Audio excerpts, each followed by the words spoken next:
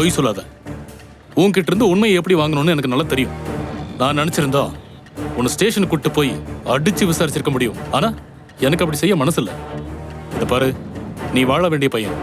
உன் வாழ்க்கை கெடுக்க நான் விரும்புறேன். என்ன நடந்துச்சுன்னு நீயா ஒத்துக்கிட்டா நான் என்னாலான உதவியை உனக்கு கண்டிப்பா செஞ்சு உன்னை காப்பாத்துவேன். இல்லன்னு அடம் பிடிச்சுன்னு வச்சுக்கோயேன், போடான்னு விட்டுருவேன். ஒரு பேட்டுக்காக நீ தூக்குல தொங்க வேண்டியிருக்கும். என்ன செய்யறதுன்னு நீயே முடிவு பண்ணிக்கும். எனக்கு இந்த பேட்டில் விளையாடணும்னு ரொம்ப நாள் ஆசை சார். எத்தனை முறை கேட்டிருக்கேன் சார், அவன் எனக்கு கொடுக்கல. இது அவனுக்கு தெரியாம தரணும்னு முடிவு பண்ணேன் சார். ஆனால் அவங்க வீட்டிலேருந்து அவ்வளோ ஈஸியெல்லாம் எடுக்க முடியாதுன்னு எனக்கு தெரிஞ்சது சார். அதான் அவங்க வீட்டில் யாரும் இல்லாத நேரமாக போய் பார்த்து வீட்டுக்குள்ளே போய் எடுத்துடலான்னு முடிவு பண்ணேன் சார். அதுக்காக அவங்களுக்கு தெரியாமல் அவங்க வீட்டு டோர் சாவி எடுத்துகிட்டு போய் ஒரு டூப்ளிகேட் சாவி போட்டேன் சார். அன்னைக்கு எல்லாரும் வீட்டை பூட்டிட்டு வெளியே கிளம்பி போனதை பார்த்துட்டு அதுக்கப்புறமா நான் கொஞ்ச நேரம் கழிச்சு என்கிட்ட இருந்த டூப்ளிகேட் சாவியை போட்டு கதவை